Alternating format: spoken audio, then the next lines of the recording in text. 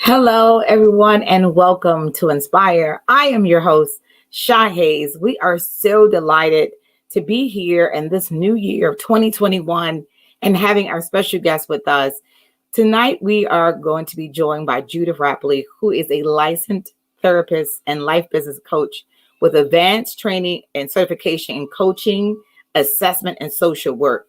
A lot of her work is near and dear to her as far as women issues, immigrant issues, and gender equality. But we're going to talk about her journey into getting into her field, as well as kind of dealing with a lot of mental health and what that means to us, because I know a lot of that must be dealing with us with the new year and all that we're under. But without further ado, we welcome Judith Rapley to the show. Hi there, Shaw. How are you?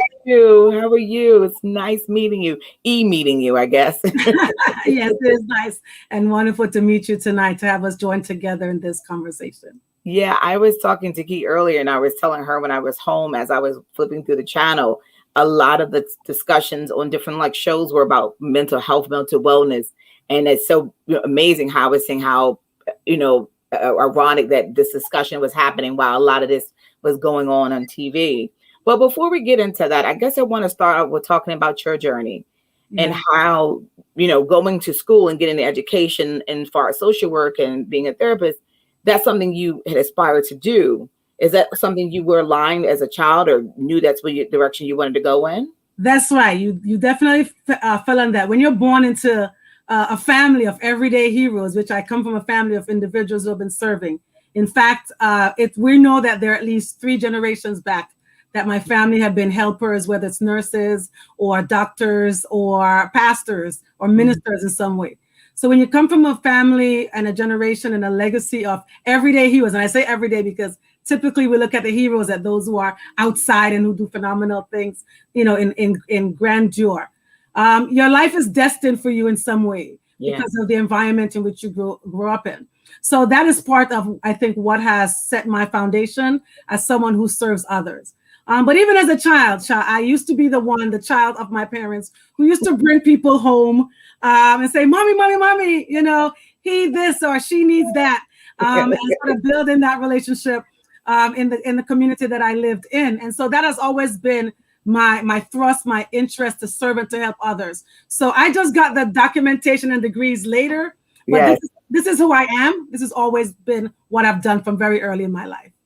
So let's, especially with this platform being about educating our youth about professions, talk about, at the aspect of being a psychotherapist and then a life coach and then the education that you have to get to that point and actually being able to say you are that. Yeah. So my experience, Shah, has been one that has been additive. I believe that every experience has added to allow me to be where I am now. And it has taken a journey in many different directions. Mm-hmm. So I first started when I left Panama, the Republic of Panama. Shout out to my Panamanians. Yeah. I came from Panama at 16 years old to come to college in the United States. Mm-hmm. I came with my Bible in one hand, as we were talking about faith things right before we got online today, and $2,000, which was my parents' hard-earned savings. Wow. To come as an immigrant young person here to the United States to come to school.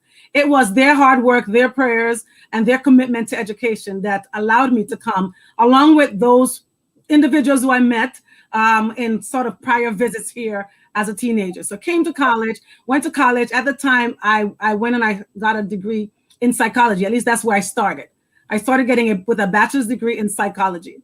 As I was doing my studies at the college I went to, I met a sociology professor, a Caucasian woman who opened my eyes as a professor into another way of looking at the world, not just so much from the individualized psychology perspective, but also from looking at things in a global way, looking at community, looking at the way things impact people, not just how people interact in their environment.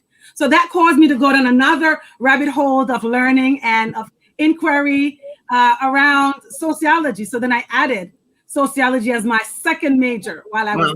So now we have a psychology major and a sociology major, and that's what I got my bachelor's degree in. So with those 2 degrees, I started my journey in counseling as a case manager in many faith-based organizations, serving the community in that way as I was doing that work. Along the journey, I was working at a family homeless shelter, one that I actually was a part of a team of opening up here in Queens, New York. And while I was there, I sort of got a certain rhythm to the work I was doing, right? Don't tell them now, it's about 20 something years later, but I could get their work done by like 2 o'clock in the afternoon, because after a couple of years, I began to get the rhythm to doing that. And as usual, as is my life, I wanted more. So I said, okay, what's next? What more can I do? And at that time, my direct supervisor, who unfortunately in this COVID season just passed away, his name was Ed Dowd. He said, why don't you go back to school and get your master's degree?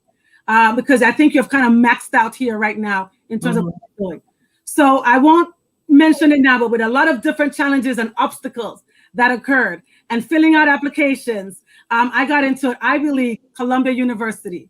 And that's where I went for my master's degree. And I got a master's degree in social work. And again, having the degree in a bachelor's degree in psychology and the other bachelor's degree in sociology, I went into social work. So now I added another certification to that. At that point, I must have had about 10 years worth of experience working in the field as a counselor / case manager. So I completed my degree in what is called advanced generalist practitioner, because I wanted a much broader perspective. At the time, I did not want to do individual clinical work. I was like, no, I'm not doing that. I want to do administrative stuff. I want to have a big impact in the world. I want to be the boss. I don't want to sit one-on-one with doing that, because I had done case management and I didn't think that that's what I wanted to do at the time. However, I began the journey with that, did my clinical work, did my clinical degree, and began my clinical work after many different years of doing administrative work as a social worker. The rest of it in regards to coaching, I guess we'll talk about later, but that's how I began my clinical work as a social worker and as a clinician, as a licensed psychotherapist. So when you're going into the social work, I think often people think about dealing with children. I guess, can you explain like the various aspects of that and what the job entails?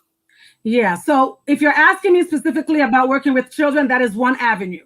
And when I worked as a case manager, as a social worker, when I first began my clinical licensed social work degree, I began working in foster care. That's what we typically hear about when we think about social work. Right. But social work is quite vast.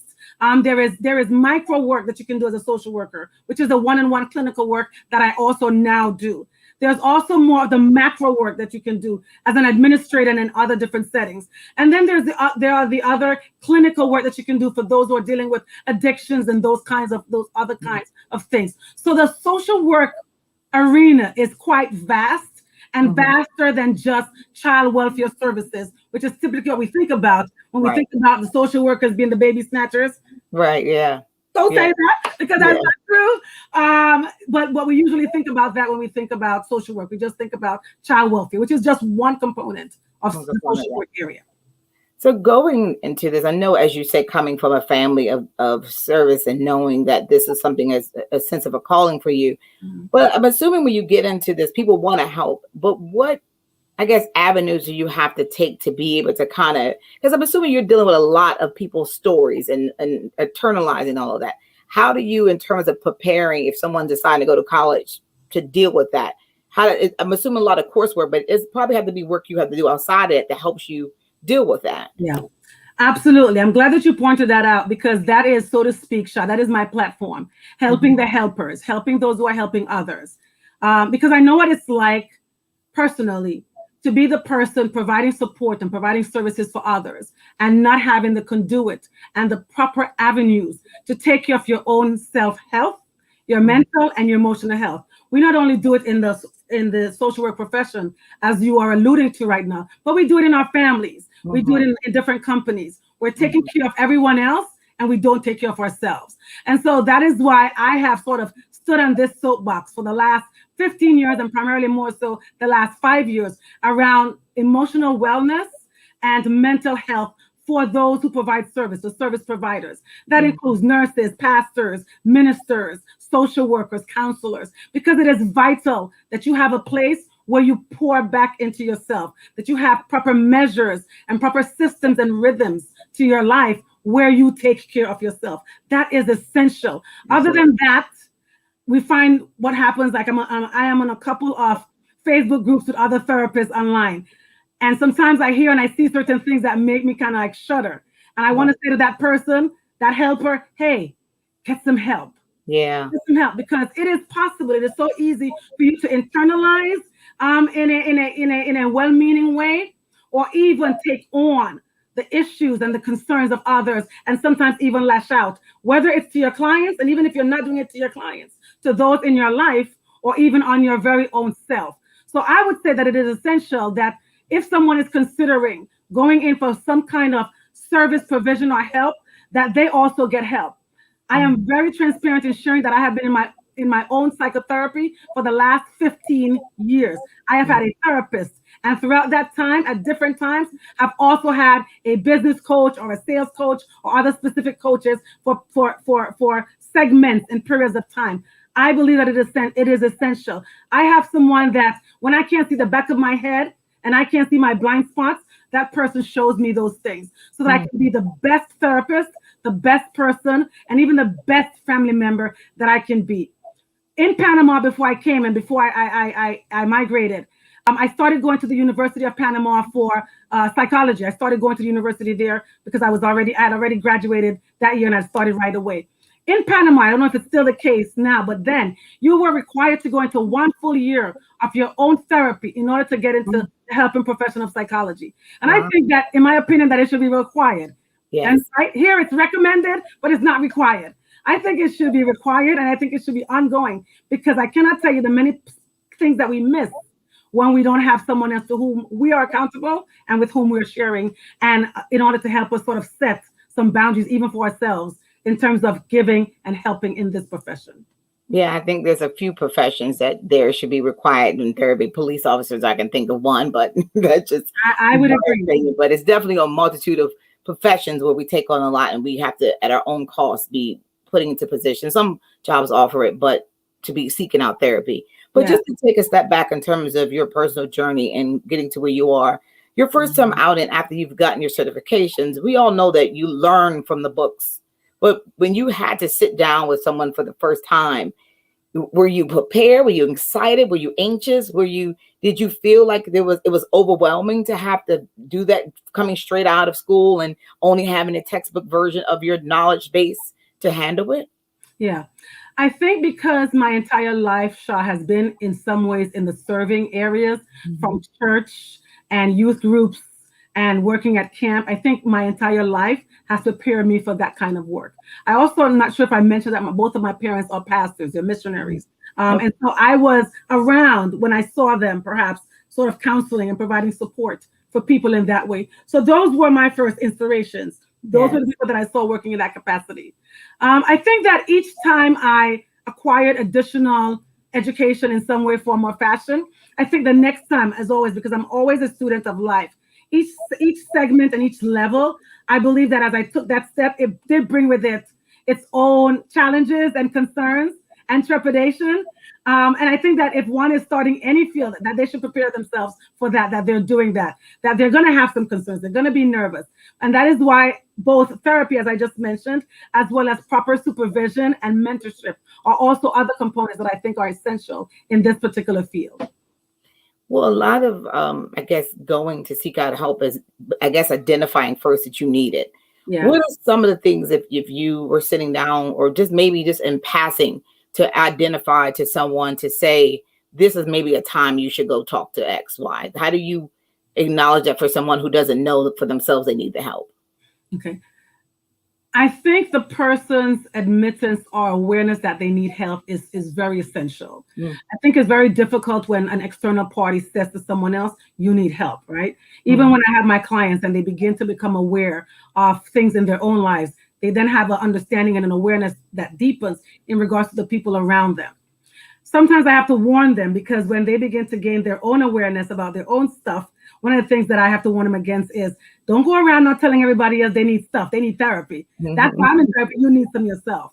So if we're talking about a person considering for themselves, when is the point at which they might benefit from some additional support outside of the informal supports that they might have? I would perhaps give you the following 3 or 4 things. One is, I would say, if you don't have honest, consistent support where you can be truly yourself, where you can unmask your real and true concerns, where you can share what's happening for you, even on the personal level. That would be one cue that would alert you to perhaps you need to engage some form of support. Two, I would say in a generalized way, if your eating and sleeping patterns in some form or shape have drastically changed or shifted, you're eating more, you're eating less, that's another time when I would say that you should definitely look into getting additional support because perhaps something is happening for you that you may not be aware or conscious about. Third, I would say if your sleeping patterns also shift in terms of you're sleeping more or you're sleeping less, or you're able to sleep more or you're unable to sleep in the usual time that you're used to sleeping. Again, we all have different sleeping rhythms. But if that shifts or changes for you, I would say then definitely you should want to look into that.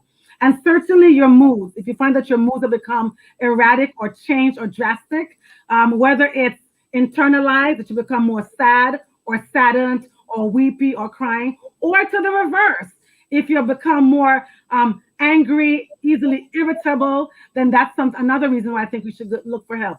On that last point, Sha, I want to point out that I have a little statement that I usually make for women of color. In most instances, right, in some of the other races, especially in terms of the documentation that we as clinicians are using to make our diagnostics. Usually we're looking at, is someone crying? Are they sad? Are they weepy? And that is one of the criteria that we look at for some of the specific mental health needs. That particular cue is not always represented in women of color. To the reverse, it's the opposite, right? We present or we become more irritable and more angry. Sometimes that might be missed for a clinician or for a person. They'll just say, everybody's just getting on my nerves, right? Everything is just getting on my nerves. That will be a cue to notice, because as I like to joke with my clients, we don't turn it inwards. We turn it outwards. Yeah. I used to joke with someone that says, before I commit suicide, I think I said that to my therapist once. She asked me, I might have sounded a certain way. I said, you don't have to worry about me committing suicide. Before I commit suicide, I'm going to commit homicide. You better be careful for everybody else, not me, because I'm going to turn it outward. I'm not turning it inward, right? And so we have to be aware of those kind of those sorts of presentations in our moods, in our attitudes, in our presentation, in our sleep, in our food, etc., and in our relationships. Sometimes you'll find where in certain relationships things are more agitating or more aggravating. Again, another cue, another sign. And those will be just the generalized top ones that I would mention for someone to look at what's happening in their life. And then the last one I want to share, number 5, is if you're finding that you're using other things very heavily as a coping mechanism, and that could even be good things or positive things, whether that is food, whether that is alcohol, whether that is even, I would say even work, right? The acceptable drug, I like to call work, the acceptable drug, or that might be other drugs, or even in some instances, even religion. We can use a good thing. We can use a good thing for unhealthy reasons. So we have to be mindful of all of those things. Those are, I would say, Sha, are some of the things that one would want to look at for their own selves. If they find that those things are spiking higher, lesser, those are reasons I would say seek help. At least talk to someone and say, hey, what's happening for me? What's going on? Would you recommend, or what would this look like for me to get some support at this time? And you mentioned religion, which made me think about what my next question was going to go into in terms of interweaving that into your work. How, or as for giving advice to anyone going into this, trying to understand when you should approach it or when you should not. Is there a part of time where you say, this is something I don't want to address, or try to use your spirituality or your faith into educating or informing someone about different avenues as opposed to being from a clinical standpoint? Yeah. I don't think it's an either or. And that's another area as a clinician and a therapist and a coach who's also a minister. I don't think that we have to work in an either or manner. I think that you can have your faith, you can have God, and you can have a therapist. I've had most and both formerly for the last 15 years. And I would say prior to my former coach and therapist, my parents were that tool for me in that way. Both can work hand in hand. I think it's unfortunate when the faith-based community might turn towards mental health and say, you don't need that. And if you're doing that, you don't trust God enough. You haven't prayed enough. I believe that is also disrespectful when individuals who are not properly trained do mental health and counseling without the proper anointing for that. Because you're anointed to be a minister or anointed to be a pastor doesn't necessarily mean that you're properly trained to be a clinician. So I get a little bit offended when that happens as well. I won't just walk into a plumbing arena and do plumbing because I'm anointed and I just expect God to anoint me to do plumbing. I would respect the plumber, call him, ask him for his fees and rates, engage him, and let him do what is best in his lane, right? I think sometimes because it's helping profession, people just think, well, if I'm a helper over here, I can be a helper over everywhere. So I really think that it's important for us to recognize that although they can work hand in hand, it's not necessarily appropriate for the same person to do all. When I get a client, I work with the client and I meet them where they are first. As a clinician, my training has informed me to do that, to meet them where they are. And then I walk with them, and sometimes I'm walking next to them. Sometimes I'm pulling them a little bit. I tell my clients, I pull them, I tug them, I challenge them, I don't break them. When it comes into the area of spirituality, like any other area, it is not for me to impose my beliefs on my clients. It's for me to inquire from them. Tell me what spirituality or religion means in your life. Tell me about your faith. Tell me what you have faith in. Tell me what you believe.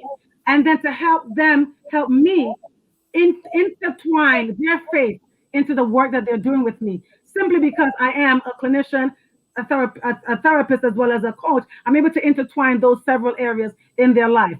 If their faith means nothing to them, it doesn't move them, it's not the base of their existence, then that's not going to be a tool that I'm going to be able to use, no matter what I believe spiritually or based on my religion. It is really about what the client believes, what is important to them, and how I can utilize the things and the elements and the beliefs and values in their life to support them on the therapeutic and the mental health or emotional wellness journey. So with that, you are a life coach, and I've heard the term and people saying it, and then they could just call themselves that because they can give good advice. Define what a life coach means and what a person needs to want to seek out a life coach, and what attributes do you bring to that to make them say, I want to be able to go to Judith to get him help me with my life. Yeah, you bring up a very good point, Sha. Because the coaching field is there's not a specific accreditation for the coaching field. There's not specific licensing. Let me correct that. Not accreditation, but the specific national licensing for coaching. You are correct that anybody can get up and just put out their shingle, put out their Instagram page and call themselves a coach. Right. That is unfortunate, but it happens in many fields that are not properly regulated. And the coaching field right now is one of them. So a person will just say they're a coach and then just begin giving advice. That would not be what I would recommend. However, there are some who have years of personal life experience or professional experience, and they want to coach in that particular area. Again, it's not their fault that the field is not properly regulated. I say then, do what you need to do. However, as a consumer, I would specifically not go to someone who has not been accredited in some ways, who have not taken the time. And there are a vast number of programs, right? There are the programs that for 60 hours of training and 100 client hours will give you a coaching degree. Fine. There are others on the other extreme where you will have to provide, let's say, about 100 or plus hours of the necessary education or classes or certification, and then they require 200 plus number of client hours.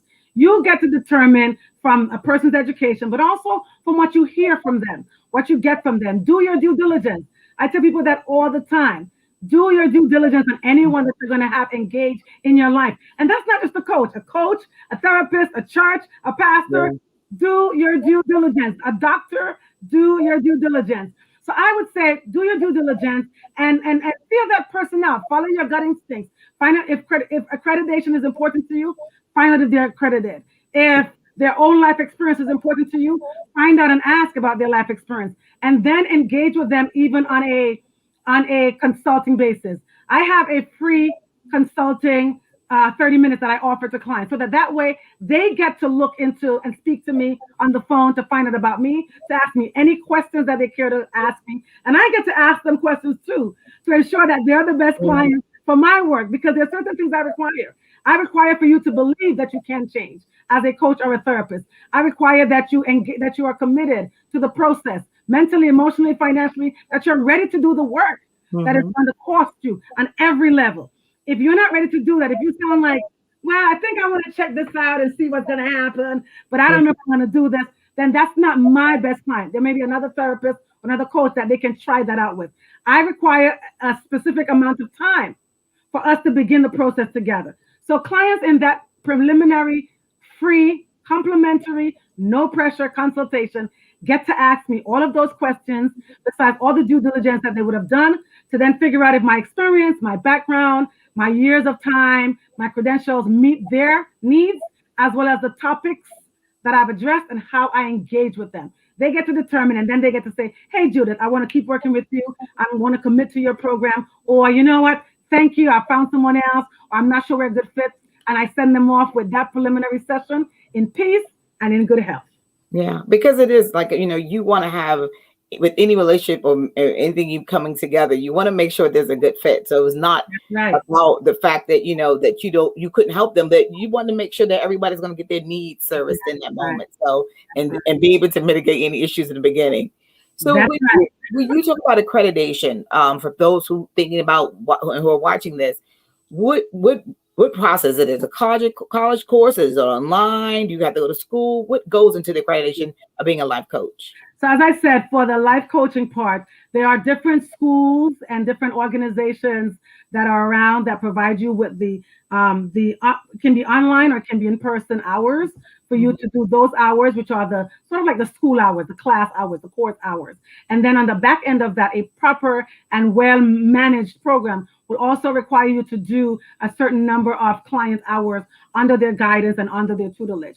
Those two should go together in any program that you're going to. If you go to a program that only offers you the educational part, the course part, but doesn't offer you the mentorship with the hours for watching you do the work, whether it's watching you or having someone be a part of it or having you consult with them after, I would be wary, because you want someone who's going to hold your hand for a little bit as you begin this process. Again, let me be very clear. You don't have to get accredited in the United States for coaching. But again, if you're a person who wants to do your due diligence as a professional, which I like to have and make sure that I learn more and more, I'm always in a state of learning, I would say then, yes, go ahead and get the necessary information, do your research, do your due diligence of these different schools and colleges, because just like you can find anyone putting up a shingle saying that they're a coach, you may also find different organizations and groups and people saying they are a coaching school. So you want to make sure that you check all of those things for yourself, do your due diligence, do your work, and then engage as you need to.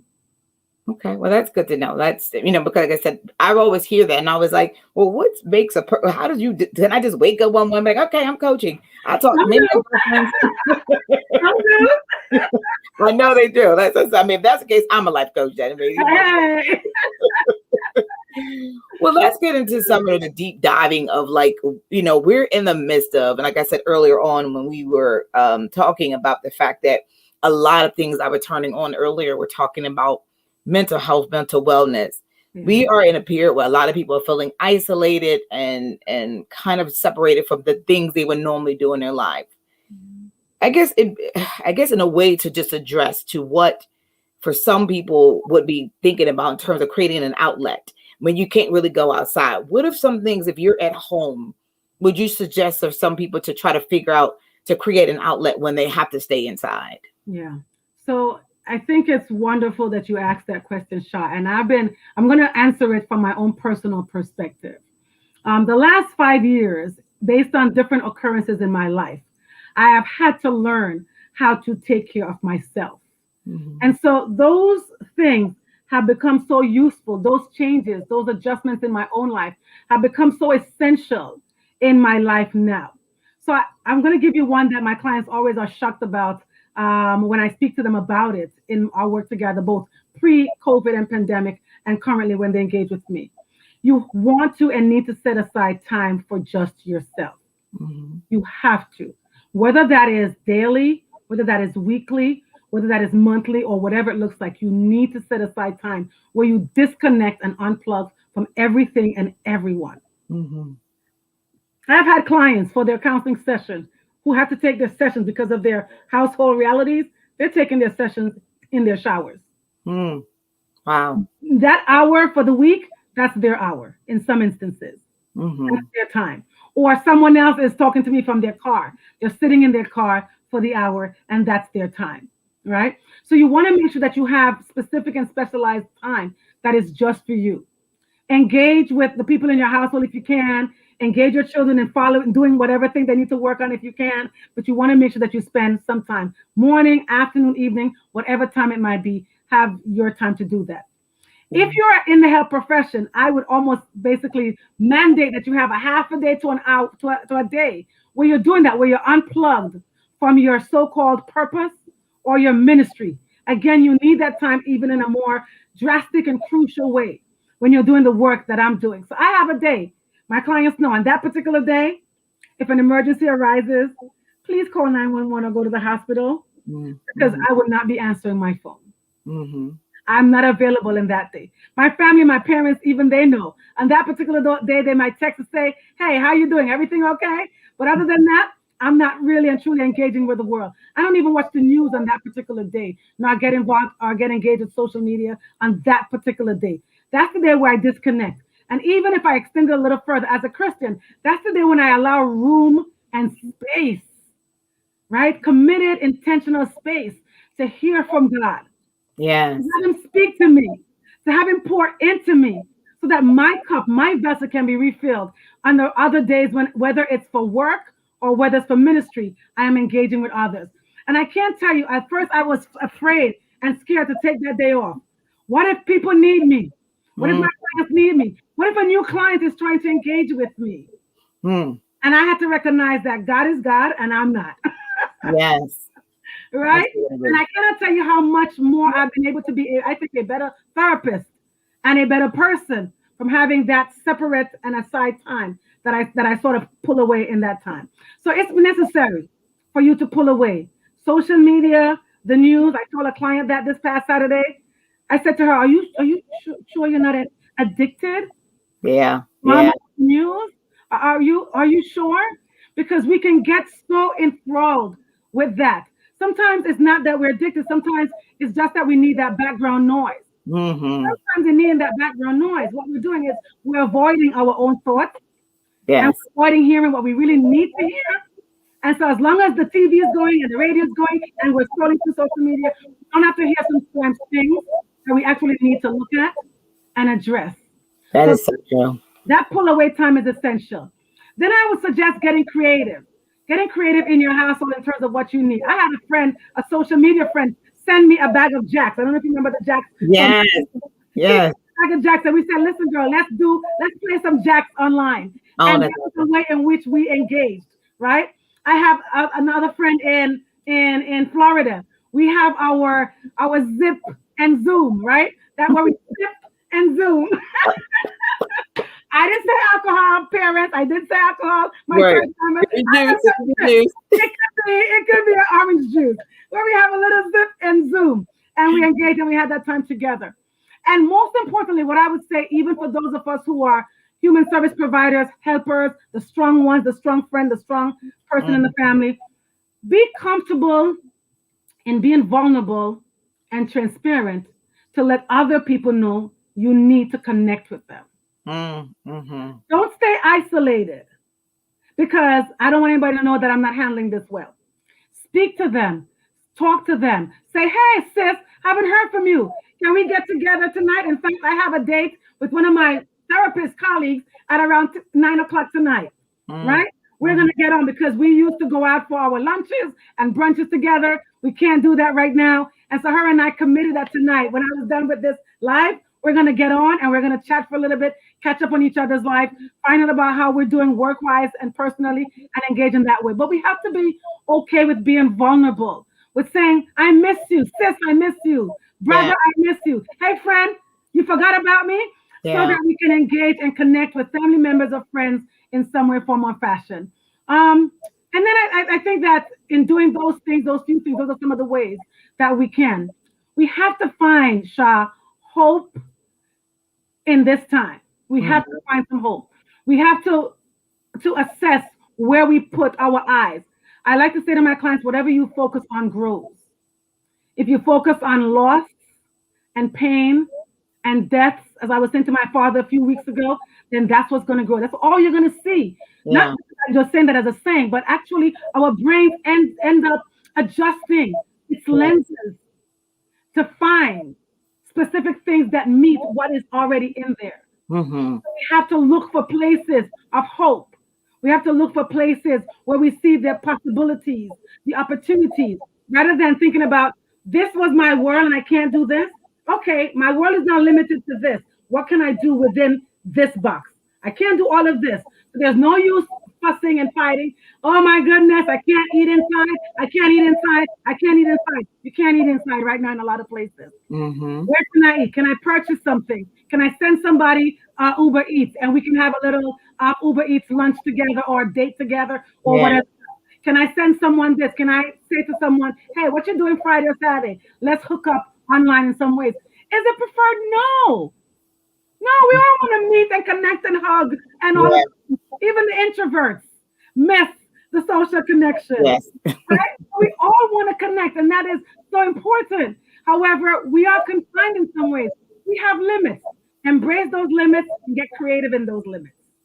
And it's so amazing that you touched on the strong friend thing, because prior to this, I was talking to my aunt who, prior to this call, she's like in the late 70s, and she was talking to me about pain that she has been dealing with behind family members not checking on her and this. And it kind of made me think back to myself, like, wow, I've always thought her as the strong aunt who I didn't feel like she emotionally felt that way, because she always had this outward exterior that appeared as though things never bothered her. Mm-hmm. And so it just goes back to, people saying that you should check on your strong friends. Like, your strong friends are broken at times as well. Like, they just may not know how to act or be vulnerable to say that. So I guess even to because I was going to ask about fear and anxiety, but I guess you can speak on both, about people knowing how to be vulnerable. And also under this time, there's a lot of fear and anxiety that's going into just being outside, and even a little bit engagements when it comes to going to the grocery store. I guess touch on both of those in terms of how to be vulnerable and how to kind of, I guess break away from the fear and anxiety that's being built up through this time. Yeah.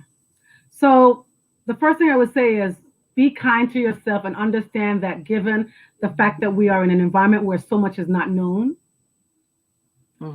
it is normal and natural for you to have some level of fear and anxiety.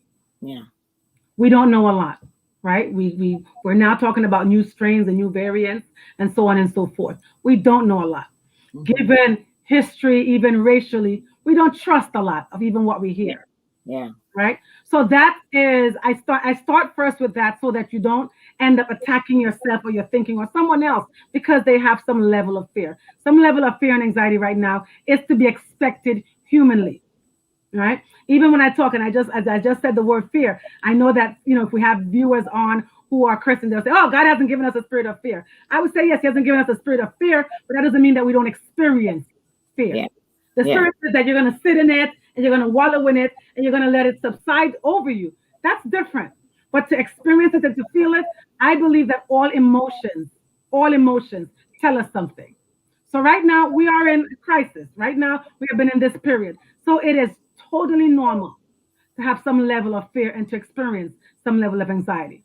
Now, how you allow your anxiety and fear to lead you is what I would guard and warn against. I experience fear or anxiety. I have thoughts of concern, but I don't let them guide me and lead me, right? I've said to everyone, even in this time, with wisdom and with discernment, I am choosing to live. Yeah. Right? I am choosing to live. The enemy, the devil, the other conspiracies are not going to attack my mind to the degree where I'm not able to live. So I am going to wear my mask when I go out. I'm going to wear my double mask, as I've started to lately, people, right? Right? I'm going to do that. And then I'm going to take the necessary precautions. I'm not going to go to the grocery store maybe once a week like I used to pre-COVID, but I'm going to make sure that I use wisdom and go out once a month. If I go to the grocery store and it's packed, as I have done, I'm going to see myself right out of that grocery store and find one that's less packed so that I feel comfortable given the limitation and the environment. that I have to be in, right? And that the level of fear is a personal thing. Some Mm. people are risk averse, right? Meaning that they don't take risks. And others, like perhaps more like myself, fall in the middle too. I will, with wisdom and with guidance, and after doing my due diligence, I will still take steps forward and do things. Everyone is different. Respect where everyone is. Because you are comfortable taking a vacation to Aruba doesn't mean that everybody should take a vacation to Aruba. Yeah. Trust, let each person trust themselves. Let each person honor themselves. If you're a couple, try to come to some agreement and understanding that's mutually feasible and agreeable for both people. But each person has their different levels. Respect someone else's and work from yours. If you find where your fear, your anxiety is interfering and disrupting your functioning, what you have to do, and what things need to happen, then again, I would recommend, as we said before, Shah, that you get support and you get some help so that you can find the necessary strategies and tips to address that level of fear. Because a lot of those things that we're dealing with, that we are blaming on COVID, fear and anxiety, one, are re-triggers, and two, are unaddressed fears and anxieties that we never dealt with. Right? Yes. So we have to be aware that we came into COVID with our issues. We came into COVID, each of us, with our individual traumas, our individual anxieties, our individual fears, our individual anxieties. And COVID and the pandemic and everything that happened in 2020 has just further highlighted and made more critical those things that we have all been experiencing in our different ways. And so I was thinking about an earlier conversation I was having with somebody about seeking out therapy, and that their feelings about going to someone who's of a different ethnic background than themselves. Yeah.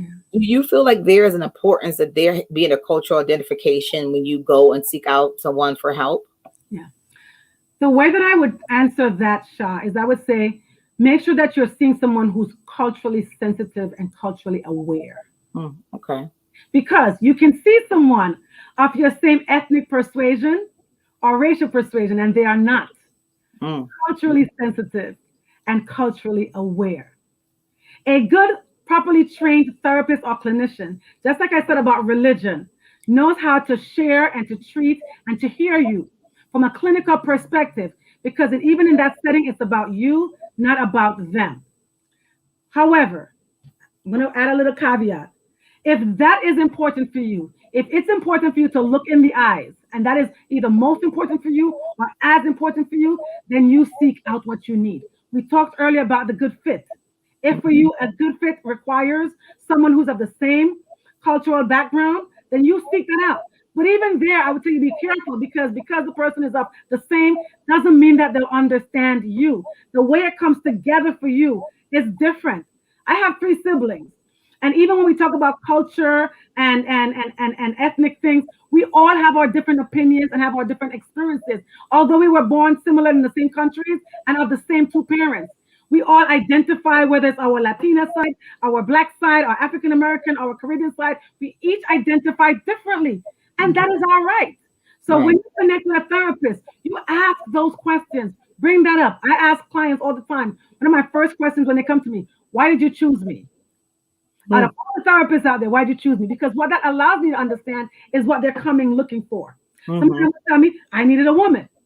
Right? No matter whether they're a woman or men. They'll say to me, I've had a couple of males say, I didn't want to go to a male therapist. I'm a male. I didn't want a male therapist. I wanted a female therapist. Fine.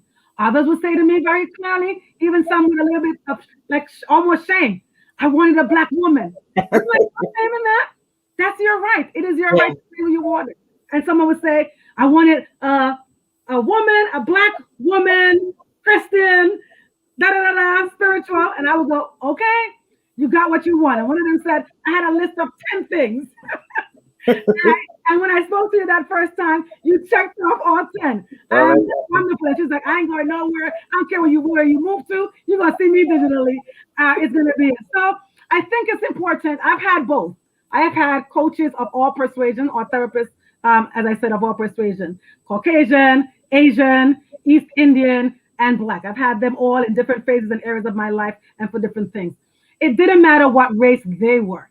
It mattered how culturally competent and culturally aware they were. That made the difference. And if they could hear me and listen to me and my experiences through a culturally aware and properly trained ears. That's what made the difference for me.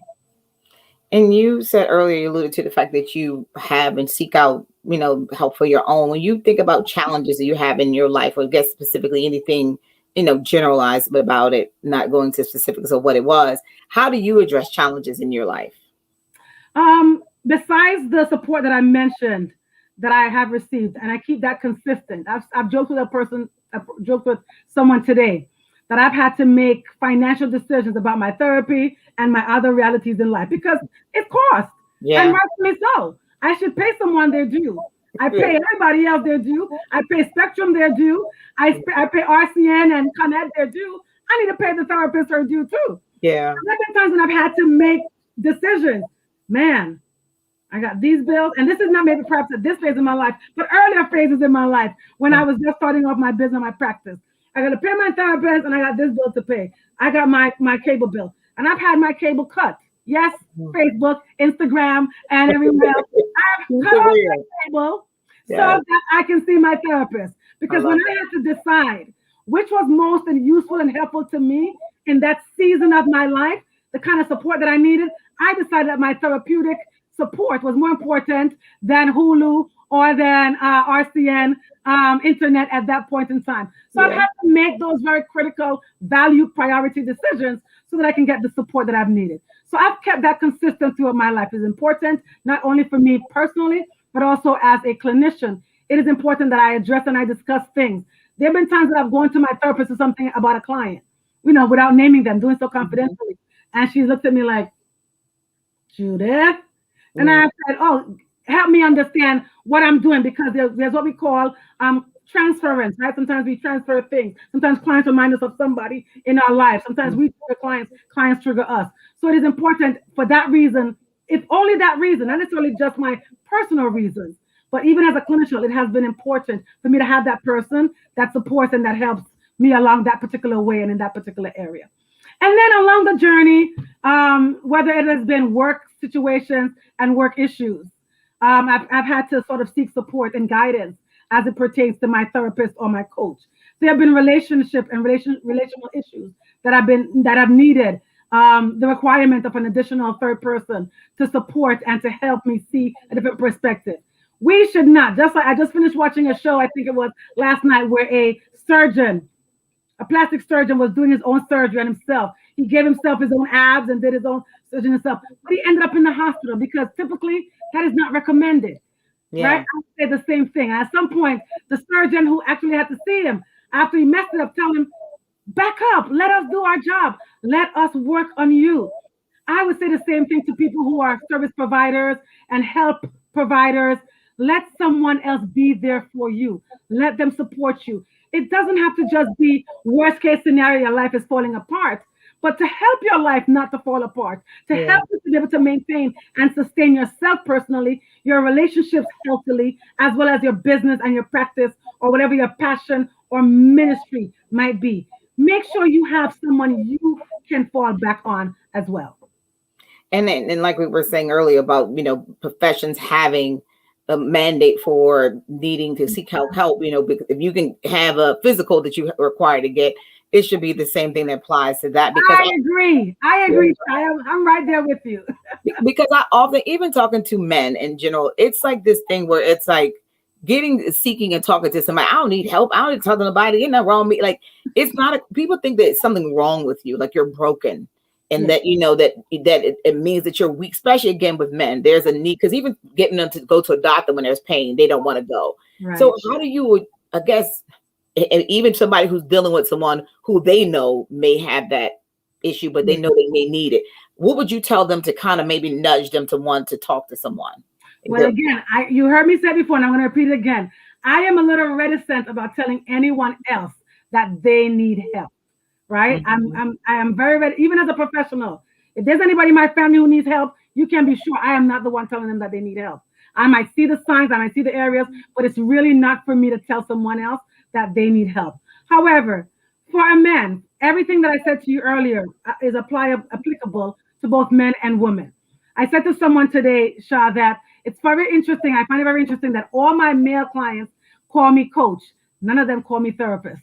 And guess what? I'm okay with that. Call me whatever you want to call me, but get the help, get the support, right? And I work from that with them in general, very similarly, but then there's some specific nuances based on how that particular male was socialized, in which I work with them in a different way. I perhaps give less advice seeking or less advice directives than I might do with my female clients. I engage them more, let them tell me what the problem is. I ask them more sometimes, what would you do? How are you wanting to fix that?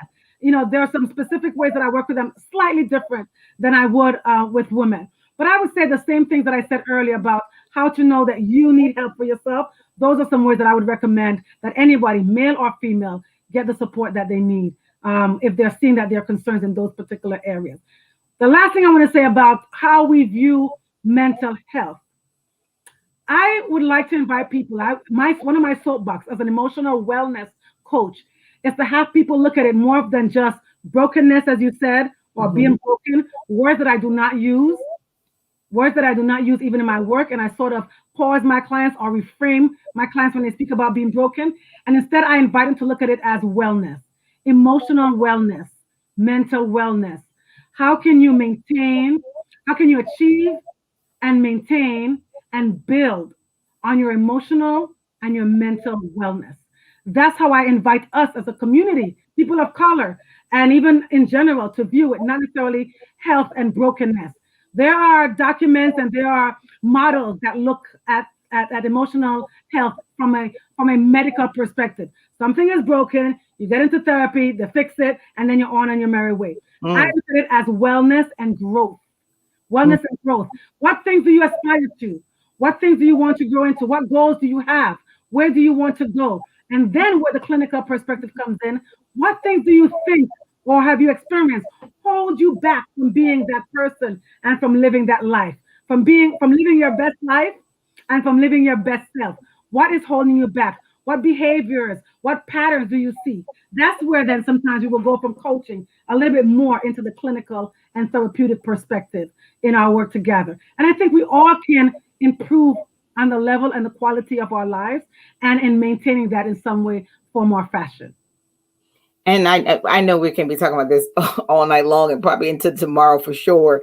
But I want to talk about your book, Imperfectly Perfect, which I want to let everyone know you have just a few more minutes. If you want to enter an opportunity to win this amazing book, make sure you go follow Judith Rapley, Life Coach, to have your name entered into the raffle. Put that up closer so everyone can see it. Imperfectly perfect. Imperfectly perfect. I mean, I know what that means, but talk about the title and why would you thought the name of that?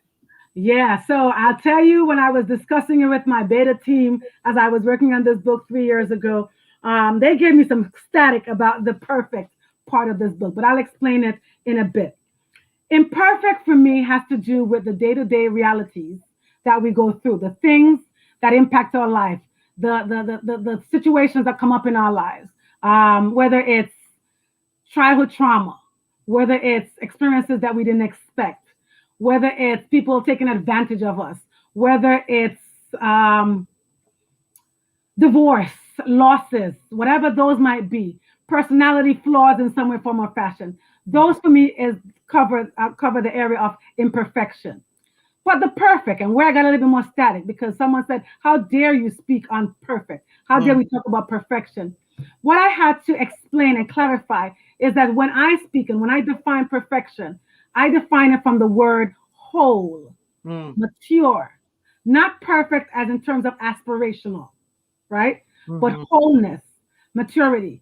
I can be perfect in terms of whole and mature and not be perfect in terms of the world standard, in terms of mid or Western culture or definition. When I speak and I put together the two of imperfectly perfect, as you can see from the book there, what I took that from is that I learned and I saw somewhere a vessel that was put together by what they call the kintsugi process. The kintsugi process. And that is the process by which, in Japan, I believe that it is, when artisans have a vessel and it's broken and it falls apart, instead of just throwing it away, instead of throwing away all the pieces, they take the pieces of clay or the pottery or the vase, they bring it together, and they use gold threads to bring it back together. Mm. What happens is that that little bowl that perhaps might have cost $6 or $10, when they use that gold thread and put it back together, now it has a different level and different quality of perfection. One where it is whole, and one where in fact it has increased and it increases in value. So that vase might have cost $6 before, but if you look online and you look for kintsugi pieces, you see where now a kintsugi piece that might have been broken and put together with these golden threads now has more value. Mm. Now has a higher value than it did before when it was supposedly perfect.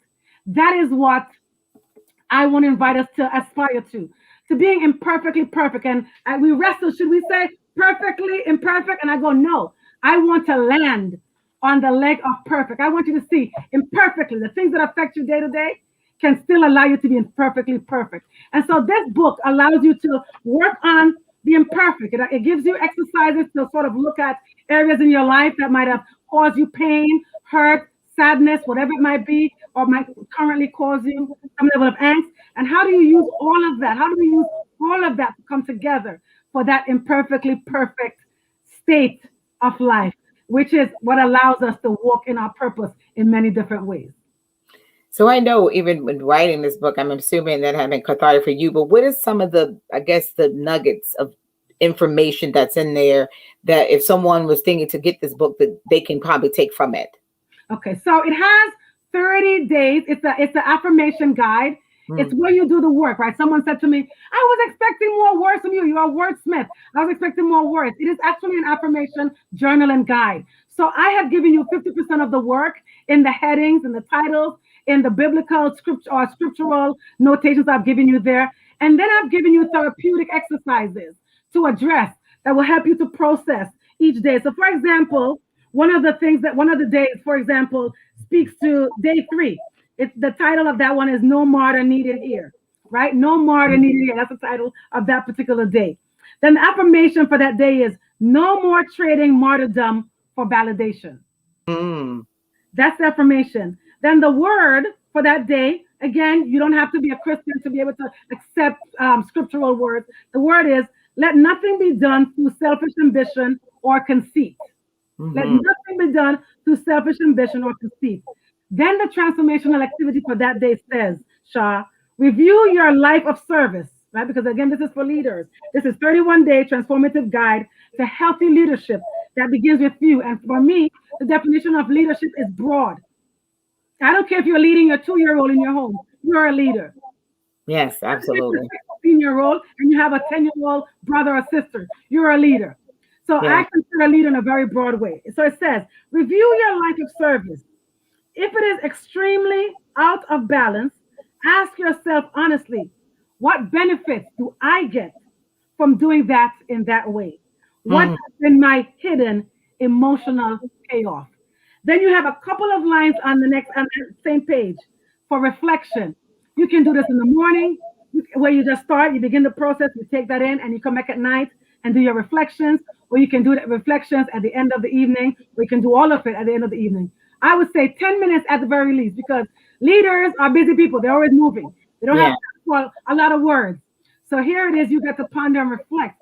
And I believe that internal work will cause you to bring together what you're doing in your life of service, where you're leading, but in a way that is healthy for yourself, where you are pouring back into yourself and you're reflecting on your own life and your own life of service. Well, I don't know about you all, but I know I'm going to get a copy. And even though you say don't tell nobody they need help, I got a few people I'm going to pass this book on to. But like, there you go. There you go. You should probably read this. Hey, listen, I care about you, and this works for me. Here you go. And then, as we said, let the spirit and their own self-reflection do the rest. I got a couple of people. I'm like, I didn't see your Christmas gift yet, but I got something for you. I love it. I love it. There are ways to plant seed without being obvious or without telling people they need help. Right. We have a question from the audience. Regina McKay said, did you self-publish your book? Yes, I self-published. I had support in terms of design and other things, but I did self-publish. I did not use a major publishing company. So yes, it is self-published. And yes, Regina, it is also available on Amazon as well as Barnes & Noble, but I do suggest Amazon. And if you would like a autographed copy, then I would suggest that you reach me at judith@judithrapley.com. That will be a different cost because I have to take care of the shipping and handling. But yes, I do have it on Amazon, on Barnes and Noble, and I do have available copies through my website and directly through me. No, I need my signed copy. So I'm going to the website. You know where to find me. I need to be able to sell this on eBay when you all on Oprah and OWN and got your own show. Hey, coming. Speaking, you're the first person that has said that. To speak into existence. I'm like, well, we had her first, and I got to sign copies. I hear that. I mean, talk about, because I know since that was a question from the audience, talk about the process of being a self-publishing, because I know a lot of people do that. It's your own money. I guess go into explaining the investment it takes to even do something like that. You have to get to numbers, but just as much as the labor it goes into having to do it yourself. Yeah, it does require labor. Again, I did have support. There's a company that I did utilize for design, and they're mentioned inside, the copies of my book, because I give them the credit for the work that they assisted me in doing in terms of design. But it does take work. You have to do the work. You have to put things together. You have to do the vetting. There were some personal things happening in the year that my book was being worked on that I had to put it on pause. And I had to tell the design and the publishing company, like, can you give me a break? Can you just give me a minute? Because there's some things happening in my life. And, they're like, oh, we have deadlines and we have timelines. I said, but I have to make sure that when I put this out, I am completely comfortable with what I'm putting out. So I have to make time in my schedule to put the pieces together, to vet and to approve and to double check things. Again, there's one particular in my first edition, because it's been corrected since, there were, after it was even published and out, there was one particular thing that we missed in terms of one of the scriptural notations that I had to go back in and change, and I had to engage someone else to help me change that on Amazon. And so, yeah, it requires work and it requires financial investment. And so I think that in any area of your life where you want to grow, that you definitely have to ensure that you're prepared to invest what it's going to require. And also to know that it may not make you a lot of money. People think you put out a book and it makes a lot of money. No, it provides you an opportunity and a platform with which to speak and with which to share with others. But you have to sort of look at it from all of those perspectives when you decide to engage in that way. So when we were talking about in terms of different things that you offer, but I guess maybe just to recapture, what do you actually, in terms of if someone says psychotherapist and life coach, what are some of the things that you cover in terms of your services that you provide, and how can you help people with those services? Okay, so I would say that I am able, and I joke with my clients that when they engage with me, they're engaging with my two areas of expertise. Mm-hmm. They're engaging with my clinical therapeutic background and experience and education. They're also engaging with my coaching accreditation and experience and the work that I do there. They're not exactly the same. As I mentioned before, when I'm working as a coach primarily, or someone engages for coaching services, whether that be individual, whether that be couples, or whether that is family coaching of some kind. Sometimes for the individual, it might segment even more into relational or career or personal, right? Whatever area that might be, we're looking at where's the person now, where do they want to go in terms of goals, and then we work on establishing a plan and steps towards helping them accomplish that goal.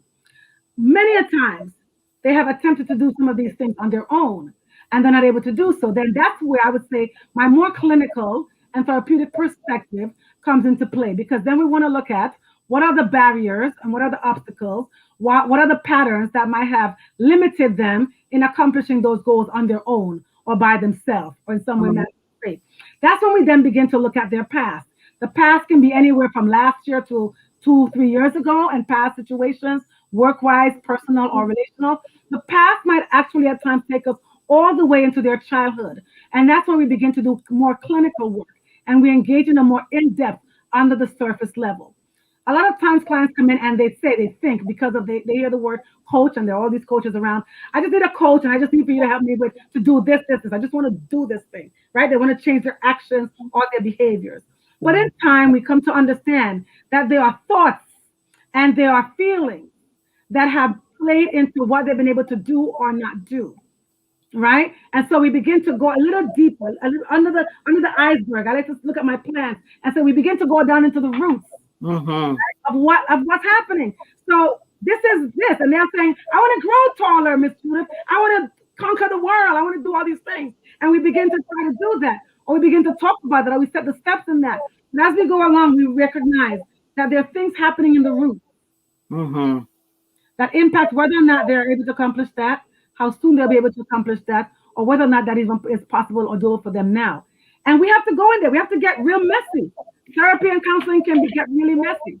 We have to go all the way down to figure out what's happening underneath the surface. And we address those things. We talk about those things. We look at patterns. We look at trauma, the effects of trauma, the impact of trauma. And trauma, not just, I would like to say, not just capital T trauma, big T trauma, where big things have happened, big bad things have happened in your life. Right. I define trauma as whenever a child in their formative stage or age have received things that they couldn't handle, or before they were able to handle it, or not received what was essential for their proper formation. If any of those have happened to a person, it might have traumatic impact on their young adult and adult life. And so those are the things that we get into clinically. So we begin to name some of those things. We begin to address some of those things. We begin to look at some of the things that they might have felt in secrecy for a long time. We begin to look at how they see themselves, how the world views them, the messages that they've heard, the values that they have, the things that they're continuing sometimes even unconsciously in their behavior and in their relationships that are just so automatic and so unconscious that they're even not clinically aware of it until we're having those kind of conversations. And we begin to sort of navigate those worlds and those areas while also trying to help them live in their today, in their present, and address and build for their tomorrow, for their future. That's awesome. That is so great. It really is. Well, I know you have accomplished, a lot in your career and written books and been able to help people in the process of doing that as well. But what are some other things that you would like to accomplish in your life? Oh, so you made the joke earlier today about a show, right? Yeah. Come on now, let's speak it. I know, and I know that we have all of these social media platforms, and again, the world is shifting. Everybody's now also on Clubhouse. I have resisted thus far. I just found out about Clubhouse yesterday. I was like, what? What is this? They need to put you on. However, I have resisted because as an empathic person and with the weight that I carry and the clients that I see, I have to be very discerning each commitment and each engagement that I connect with. I joked with you, Shah, and with KK a little earlier, Kiana, right? That I've been asked to do other lines, and I get asked, but I have to be very, very diligent and discerning who I engage with. Even clients, as I said, that I take on, or assignments or projects that people try to sometimes put on me or superimpose. I have to be very, very clear about my purpose.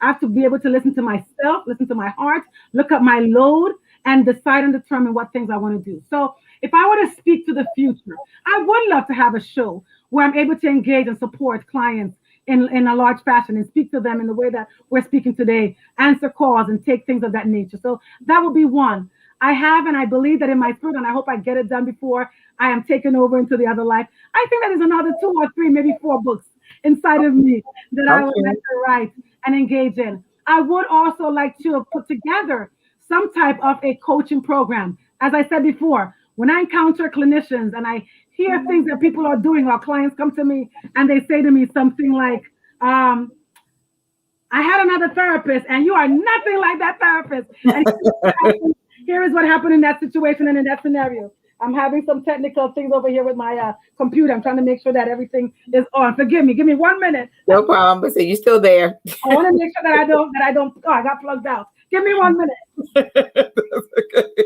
Well, while Judith is checking her name, if anybody has not entered into the raffle, we're going to go and draw the name shortly. But you can go at Judith Rapley, life coach, right now and follow her. And you'll be entered into it. So right at the bottom of the screen, follow that right now down there. And you'll be entered into the raffle. We want to make sure you have an opportunity to join into it before we announce the winner receiving her book, Imperfectly Perfect. It definitely seems like something we would want to be able to engage in. I mean, like I said, during this time and this dark time in our lives where, there things are of uncertainty that, I've been finding myself pulling up books that kind of inspired me. So I know I'm going to get Judith's book so it can add to my my list of things that I want to be able to pull from, because sometimes you do have to go back onto your things that you've read. And if anybody's ever read the book, The Secret, I pull that out, the Bible, there's things that we have to draw on in these times, because every day it seems like, okay, we're coping, and the next day there's different scenarios. We've had loss in our lives and people are getting sick, but we are glad that Judith was able to join us so that we can, tap into those things, because oftentimes we don't know, that it's that we need, and sometimes it's just a matter of having a conversation with people. So I'm glad, Sha. Thank you. I didn't want my computer to just no time together. So thank you for that minute to be able to do that. You talked about grief, and one of the things that I'm concerned about at this time, and I would like to invite us all to just be aware of our own grief. There's been a lot of loss. There's been a lot of loss, I would say, globally. There's been a lot of loss within families. I had a client when I worked at a particular clinic for a while. I had a client there in this COVID season lose 20 people, 20 individuals, and there are those that might have bigger numbers. Find ways to manage and to deal with, or to process, or to deal with, or to voice, to articulate, to acknowledge your losses. Don't dismiss it. Don't attempt, I would say, don't attempt to act as if everything is okay. And losses is not just loss of people. It could be loss of our ability to move around right now and being limited to a certain location. I know people, and again, we might not think it's as important as somebody losing their life or losing their health, but we don't get to judge. A loss is a loss for each individual person.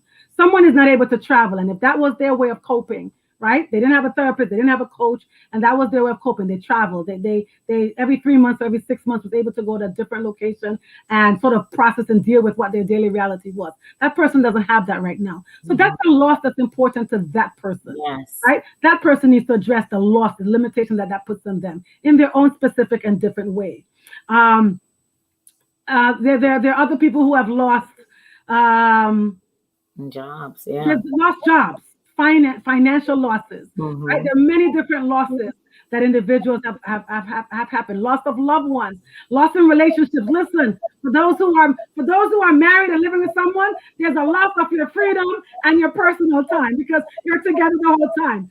For those who are single, right, there's a loss of being able to connect and engage in a personal way. You can't go out unless you're open to taking a risk, or unless you and him or you and her or whomever all took the COVID test, and even then, it's a whole other scenario. So there's so many different losses that we're experiencing, and I'm hoping that we're not attempting to delay our losses, but that we're finding ways to handle them and to deal with them therapeutically, clinically, through plants. One of my ways, if you can't see my office area here, but I have plants all around. I have reconnected sort of with my love for plants and learning around them. And even as I look at them, even when I'm talking to clients in my office, in my day hours here or in my other office, just recognizing how similar to them we are, right? As I use the plant as my analogy, as my object lesson earlier, about the roots, about losing leaves. That part for me was so phenomenal in this season, right? Because I'm a part of many Facebook groups, and I see every other day, my leaf is getting yellow, a leaf died, right? And then the new plant parents are like, oh my gosh, I have a yellow leaf, I have a brown leaf, and then someone who has been doing this for a while, or who has been, a plant lover consistently, they will say something like, it's a part of life. Leaves die. And I cannot tell you the first time when one of my favorite plants got all the bottom leaves. It was a fiddle tree. I think it's called a fiddle tree. And all the bottom leaves started to die. I'm like, I'm on the internet. Hey, group, what's happening to my plant? And I cannot believe the calm in hearing someone say that to me, a therapist and a coach. It's a live object. Yeah. Season, leaves die. Yes. Leaves fall off. It's okay. And even if the plant itself dies, again, that's its season. You enjoy the season you had it, and you move on. You buy another plant, and you love that when you move on. So poignant was that settlement, right? And so whatever, is it planting? Is it baking? Is it coloring? Whatever is it playing jazz, as I said before? Do whatever is necessary in informal, creative ways, but also if necessary. All of those things I want to say are therapeutic, but they're not therapy. They're therapeutic. People are like, exercise, that's therapy. That's my therapy. It's therapeutic. It's not therapy. Once that adrenaline or that serotonin is gone, you still have to deal with the things that are deeper than just maybe what you're experiencing in the moment. So have your therapeutic activities. Those are essential. Be creative, photography, whatever works for you. But also, if you see that there is a need, also address things on a deeper level. This might be part of what we can learn from this time. Mm-hmm. There may be deeper things that we have dismissed for such a long time, things that we avoided addressing in our lives. And this may be the time where we are forced to not just smooth them over with activity outside, movies, food, alcohol, or whatever, running around. This might be the time where we're all being given a moment to just stop and to address things a little deeper. Take advantage of that time. Take advantage and surrender to these limitations and find out, what am I to learn? I'm still alive. We grieve with those who have lost people. We grieve with those who have been lost. However, I'm still alive. What do I need to learn? What do I need to take from this time and this season that we're in? Make sure that we don't go through this time in vain. I'm so glad we did touch on grief, because I know that, as you mentioned, that there's so many losses and lives, because people often don't understand that if someone loses income, loses a relationship, that's still grief. People Yeah. think the only way you show the grief is someone's died, but there's the mourning process that you should still go through when something has been removed out of your life, no matter what that is, and not feeling like there's a judgment because you're having that mourning process in your life. And then I think about like times when people tell you to get over it because it isn't death.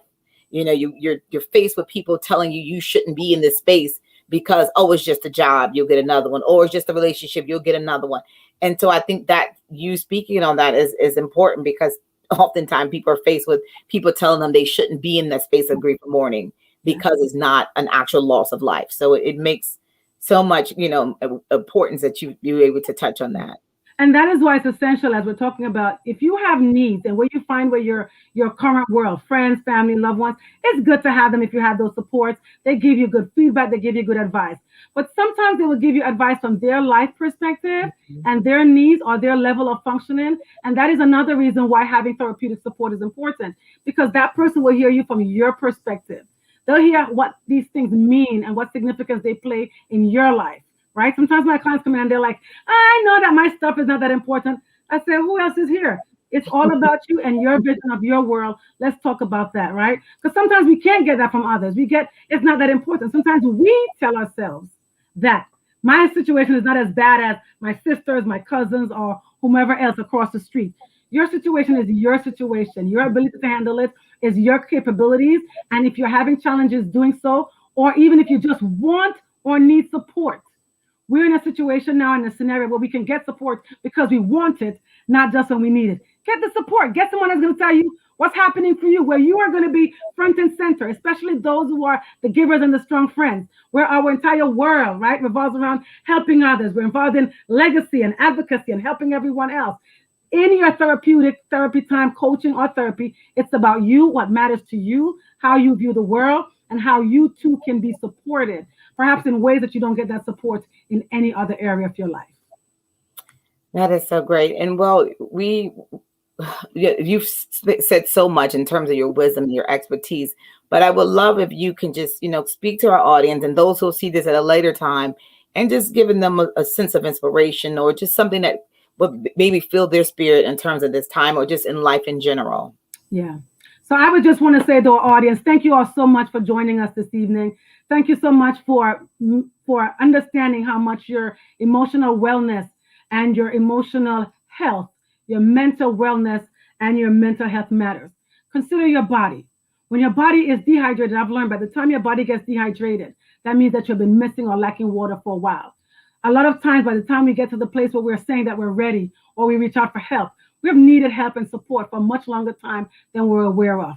Get the support or help that you need. Start, if you want to, with those closest to you. Ask for help, ask for support, tell people what you've been going through. Be selective, be discerning in terms of what you need, but be comfortable asking and letting others know that you're in need of help. This is a time when it is so easy to give up. It is so easy to be anxious. It is so easy to say, this is never changing. And so why don't I just throw up arms, right? Throw up arms can be where you just go through the motions, go through the routines. I would just invite you to every day get up and say, how can I be better today than I was yesterday? How can I not only receive hope, but be hope and hopeful in the world that we're living in? How can I provide hope for someone else?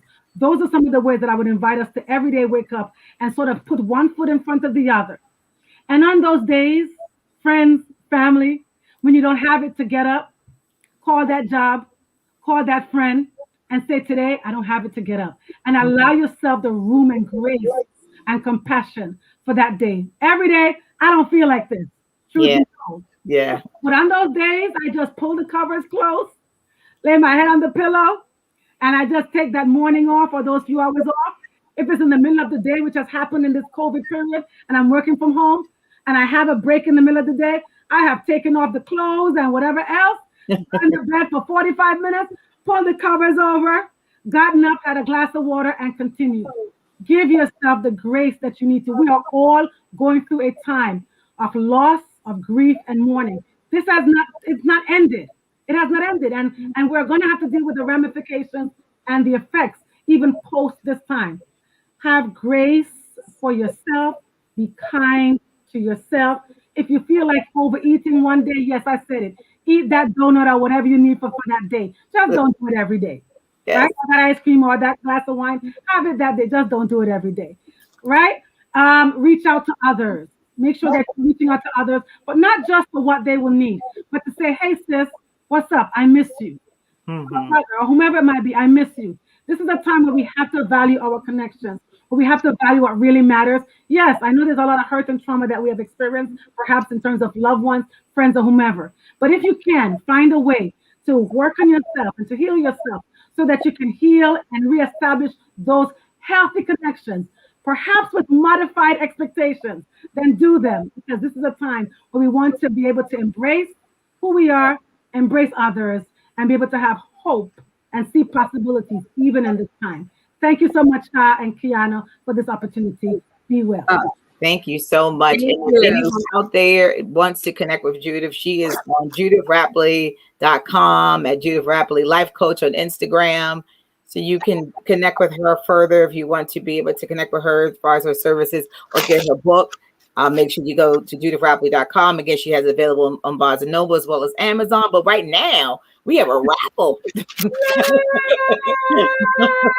Let's see who won this raffle. Hi, everybody. Judith, thank you so much for being a part of the show. I explained to Sha earlier that you and I connected. I've had your coaching. You're simply amazing. Thank you for choosing our show to be a part of. Yes. And she journey I'll come back anytime for you guys. You ladies have been amazing. Good. Process.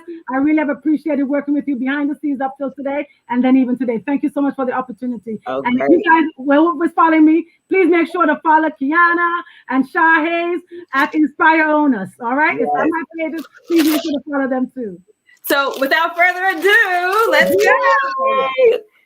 I can pull out my round of applause sound effect on my drum roll. Just so you guys can see, there's a bunch of stuff in here. So you're not pulling out one name. Okay.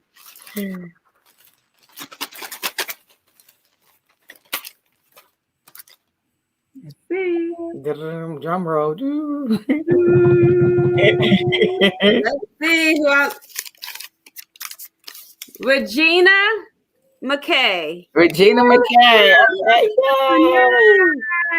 Regina, if you're watching.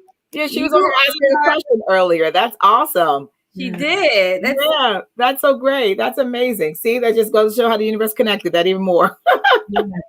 So Regina, please email me again at judithrapley.com or in any of my social media so that I can privately get your address and I can send you the book. Yes, Regina, that's you. Thank you for joining us. Thank you for your question. And I do hope and pray that the book, Imperfectly Perfect, a 31-day transformative guide for healthy leadership that begins with you. Before we can lead anyone else, before we can force anyone else, we have to do the same for ourselves. So I really appreciate you ladies having me on. And I hope that you get the book and I hope that you consult with me if you need additional services and you've listened to us today. Thank you so much for joining us on every one of the platforms that we're on this evening. That's so great. And we have her on record saying that she's going to be our actual official life coach and psychotherapist for the show. Yes. Just so you know. I got some suggestions over here. Somebody said, I don't need to wait for anybody, just start my own YouTube show. Who knows? Maybe I'll take them up on that or I actually look into that. But in addition to your own show, she's the official psychotherapist and life coach for I'll be the visiting contributing therapist. There it is. Okay, you said it. It's already on record. Yeah, it's on record. Listen, and I honor my word. Whenever I find good alignments, and we were talking about alignments again behind the scenes before we came on, I don't say yes to every request. And that's not just having life. And I'm even saying this to still teach, even though we're wrapping up the show. Don't say yes to every request. Yes.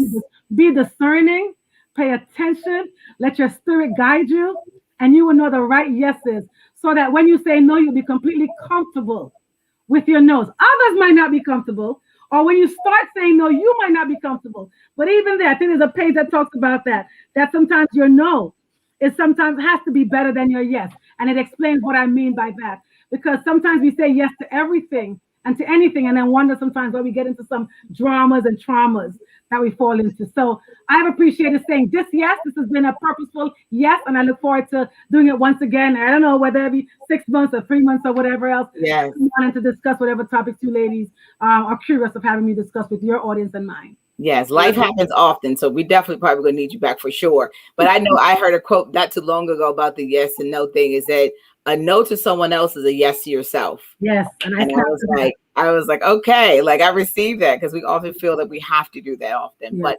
we again thank you so much for your contribution, your wisdom, your spirit, which I have never met you in person, but I can feel it through this computer screen. So I thank you for your ability to be able to share your wisdom and your experience with us today. And for our audience, thank you for coming on Inspire. Mm-hmm. We inspire together. We are an inspiration to us all.